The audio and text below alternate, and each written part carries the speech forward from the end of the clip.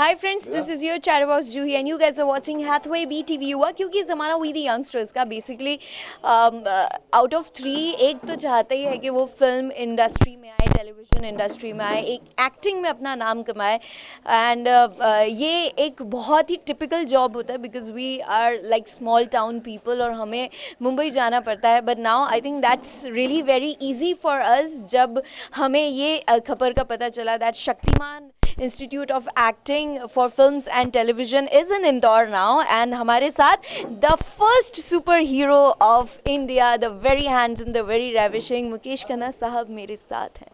Sir आप बड़े अच्छे लग रहे हैं, बड़े छा रहे हैं सर।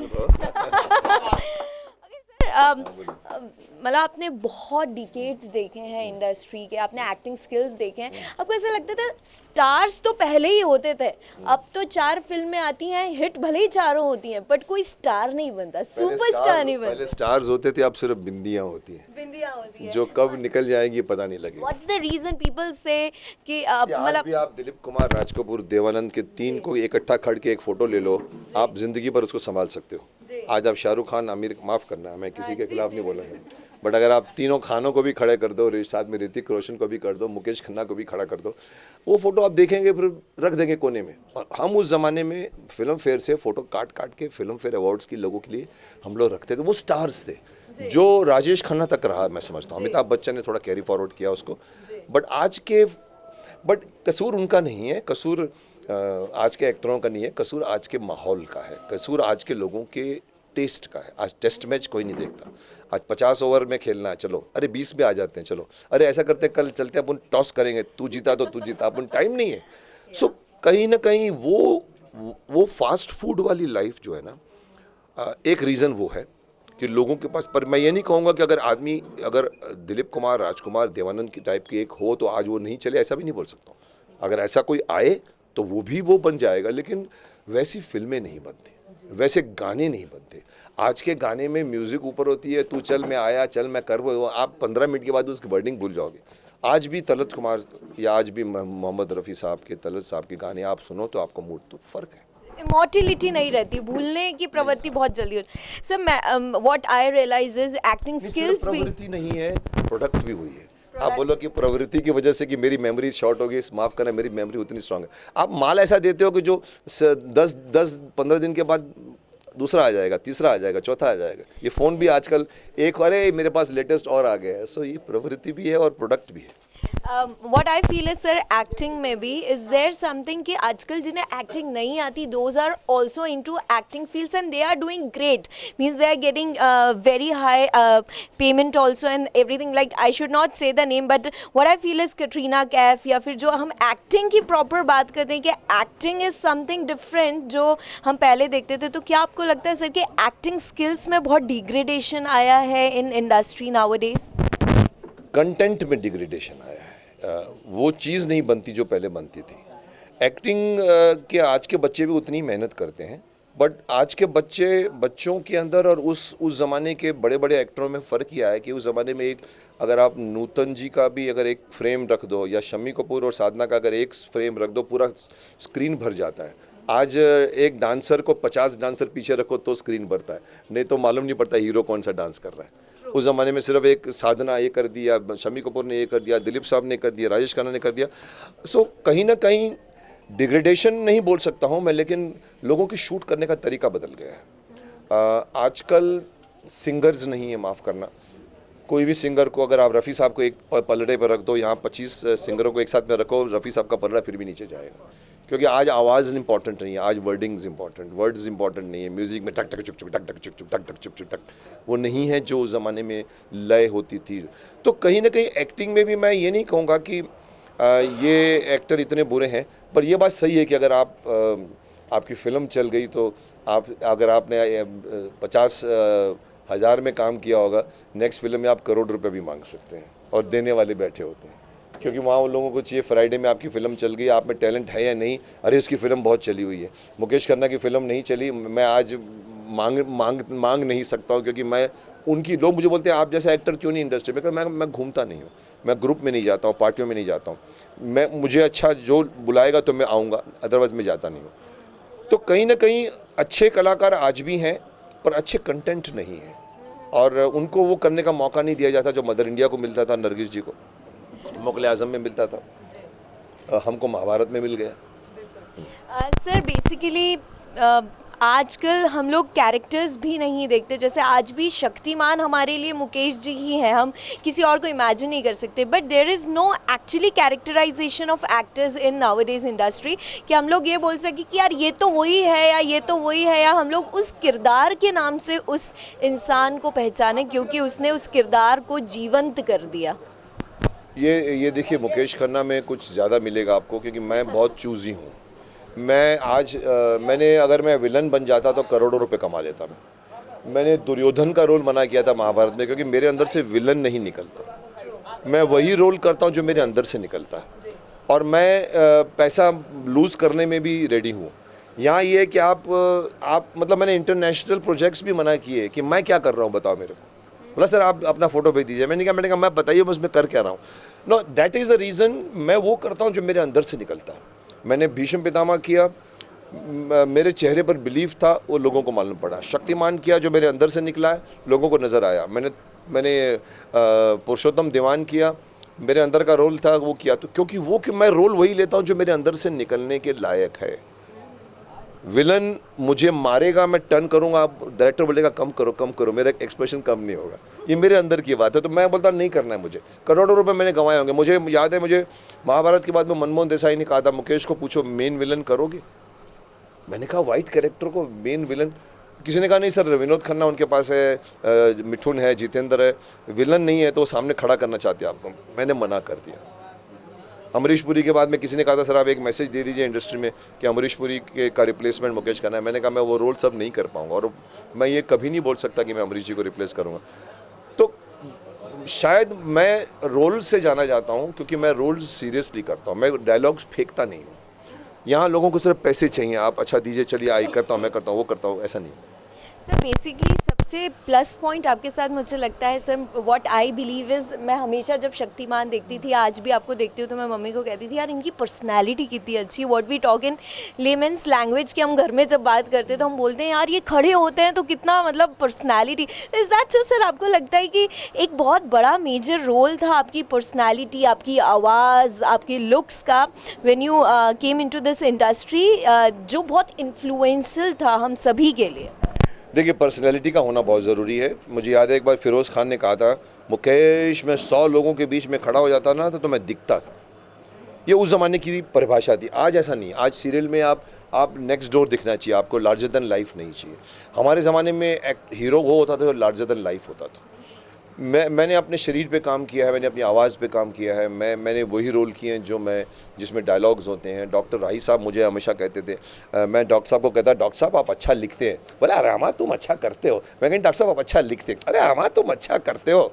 30% नहीं मिलता हमें, तुमने हमें अधिक दिया है। देन आई रियलाइज़ कि राइटर लिखता है, एक्टर उसको 25% भी वापस नहीं कर पाता क्योंकि उसका इमेजिनेशन राइटर का वो होता है। मुझे उन्होंने साफ साफ कहा कि तुम्हारा रोल आता था तो मेरी कलम ऐसे चलती है, अर्जुन का रोल आता तो मेरी कलम ऐसी रुक जाती है। तो उनको पता है कि ये एक्टर वापस देने वाला है। शायद ये डॉक्टर साहब मेरा रवि चोपड़ा का एक रेपो बन गया और भीष्म पितामह निकल आए। शक्तिमान भी हमने इतना अच्छा लिखा। तो हो सकता है कि मेरी पर्सनैलिटी रोल के लिए सूट करती है क्योंकि मैंने रोल चूज़ किया हुआ कि ये मैं हर एक्टर को बोलता हूँ आप अपने प्लस पॉइंट को उजागर कीजिए, नेगेटिव पॉइंट को कम कीजिए। सर अगर वैसे तो ये क्वेश्चन रेलेवेंट नहीं है क्योंकि मेरे हिसाब से कोई भी सर के अलावा, मुकेश जी के अलावा कोई भी शक्तिमान के रोल में किसी को इमेजिन कर ही नहीं सकता। ना वो बिल्ट है, ना वो आवाज़ में दम है और ना ही वो अपनापन है जो हमें हर वीक पे खींच के लाता था। हम इस सीरियल का वेट करते थे। पर सर एक्चुअली अगर आप बोलें तो अगर आप एक सेकेंड चांस अगर किसी को देंगे यार ये शक्तिमान थोड़ा बहुत मेरे जैसा या फिर ट्राई कर सकते हैं, तो कौन होगा वो जिसको आपको लगता है? I wish I could find somebody because मैं इतनी जल्दी में हूँ कि मैं जहाँ भी गाँव में जाता हूँ सब बोलते हैं किल्विश कब मरेगा। मैं बोलता हूँ अभी मरेगा और मुझे शक्तिमान को लाना है। तो शक्तिमान की इमेज आज 25 सालों के बाद भी, आज 15-17 साल हो गए हैं, आज भी मुकेश खन्ना स्कूलों के फंक्शनों में जाता है, मैंने हज़ारों फंक्शन अटेंड किए होंगे, बच्चे आज भी मेरे पीछे भागते हैं, शक्तिमान शक्तिमान शक्तिमान। मैंने एक बच्ची को बुलाया, मेरी जीप रोड शो चल रहा था, एक छोटी बच्ची भाग रही थी, ए शक्तिमान शक्तिमान मैंने इधर इधर इधर, तू कब देखी शक्तिमान, तू तो पैदा भी नहीं हुई होगी। हम स्टार प्लस देखते हैं, स्टार उत्सव देखते हैं। So it was repeated in Star Utsav, it was repeated in Pogo, again it is repeated in Pogo. So Mukesh Khanna का फेस अभी भी आइडेंटिफाइबल है। मैं किसी और को शक्तिमान बनाऊंगा तो शायद थोड़ा सा रेजिस्टेंस आएगा। आज मुझे गीता विश्वास के लिए भी मुझे उसको कहना पड़ा कि तुम अपने आप को पतला करो तो मैं तुमको फिर से लूँगा, बिकॉज वो आएगी तो एक आइडेंटिफिकेशन रहता है। नहीं तो मुझे अभी मैंने बनाई थी, बीच में हमने किसी और को गीता विश्वास बनाया, वो कनेक्टिविटी नहीं आई। तो इसीलिए ये मेरी मजबूरी है कि मैं, अक्षय कुमार मेरे से अच्छे फाइट करते हैं, शाहरुख खान मेरे से अच्छी एक्टिंग करता है, बट शाहरुख खान सिगरेट पीते हैं, मुकेश खन्ना सिगरेट नहीं पीता। मुकेश खन्ना का इमेज आज भी बच्चों के साथ वही है जो होना चाहिए एक सुपर हीरो का। मैंने साफ कहा था, मैंने कहा कि रावण नहीं थी, हमारे सुपर हीरो की कहानी नहीं थी, क्योंकि शाहरुख स्मोक्स। और मेरी बात को शायद बुरा लगा होगा, लेकिन उसकी बच्ची ने 2 हफ्ते बाद कहा, पापा you can't be icon of, how can you be icon for kids, you smoke. मेरी बात को उन्होंने पेपर में छापा कि मेरी लड़की ने आज ये कहा। तो कहीं ना कहीं मेरी इमेज शायद मैं आज 25 में साल मुझे याद नहीं, मेरी उम्र 160 साल है, मैं तो कभी उम्र भी नहीं गिनता मेरी उम्र क्या है, मैं उम्र वो होती जो दिखती है। मैंने इतने सालों से हूँ, 30 से 40 साल हो गए या पता नहीं साल, आज तक मैंने बियर नहीं चखी है, आज तक मैंने सिगरेट नहीं पिया है, बीड़ी की तो बात छोड़िए। पान पराग के लिए मैंने साफ बोलता था, जो बच्चा पान पराग खाएगा शक्तिमान का दोस्त नहीं होगा। कौन खाता है पान पराग, सर ये खाता ये खाता ये खाता, बच्चे लोग मुझे मिलता हो। So maybe I could maintain my life style which goes with my character. सी आदमी का परफॉर्मेंस फेस से होता है। आप बोल कुछ रहे हैं, आपकी आंखें कुछ और बोल रही हैं, तो वो कैमरा पकड़ लेता है, कैमरा आपके नाक पर आता है। वो स्टेज नहीं है कि आप दूर खड़े होकर एक्टिंग कर रहे हो, लाइट मध्यम लाइट है, आप छुप जाते हो, दिखते हो नहीं दिखते हो। कैमरा आपने, जैसे नसीरुद्दीन शाह मेरी क्लास का था, जब वो क्रिटिसाइज करता है, क्या पेड़ों के इर्द गिर्द घूमते रहते हीरो हीरोइन, क्या फूल दिखाते हैं ऐसे ऐसे ऐसे, वो था 8 फिल्मों का हीरो। जब उसको हीरो हीरोलाल करना पड़ा था, मुझे मालूम है उसको क्या प्रॉब्लम आई होगी। अपने अंदर बिलीफ लाना पड़ता है। भीष्म पितामह बाप के लिए जो कुछ भी किया है, आज का बच्चा बोलेगा अरे छोड़ यार, बाप के लिए क्या मैं शादी नहीं करूँगा। शादी छोड़िए, ब्रह्मचर्य। जो शांतनु बोलता है कि तुमने अपनी ज़िंदगी मृग तृष्णा में ढकेल दिया सिर्फ मेरे लिए, बोला क्यों, हमेशा पिता को पुत्र के लिए करना चाहिए, क्या पुत्र का कर्तव्य नहीं होता ना। ये मेरा बिलीफ था। मैंने अपने फादर की भी सेवा की है, शायद मदर की भी सेवा की है। मेरे चेहरे पर डिसबिलीफ नहीं था, शायद इसीलिए लोगों को पसंद है। आज मैं खुद देखता हूँ महाभारत चला के तो मैं थक जाता हूँ कि इतना कुछ मैंने कैसे किया। बाणों के शैया पर 4-4 घंटे लेटता था। शायद वो बिलीफ मेरे में शक्तिमान के लिए है। मैं अगर बच्चों को मैसेज देता हूँ तो माँ बाप आके बोलते हैं हमारी नहीं सुनते, आपकी सुनते हैं। मैंने कहा मैं दोस्त बन के बात करता हूँ, आप लोग माँ बाप बन के बात करते हैं। मैं चॉकलेट रखता हूँ जेब में, नीचे उतरता हूँ तो मेरे को बच्चे बोलते हैं शक्तिमान शक्तिमान टॉफ़ी, तो मेरे कार में टॉफ़ी रहती है। तो मैंने कहा I believe, that is why I think I will be able to do better job than even Shahrukh, Ajay Devgan और Shahrukh. I am not degrading anybody, but पहले सुपर हीरो बनने का जज्बा रखिए आप। सिर्फ वो आप सुपर हीरो बन के अगर आप छिछोरापन कर रहे हैं रावण में, तो आप सुपर हीरो नहीं बन सकते।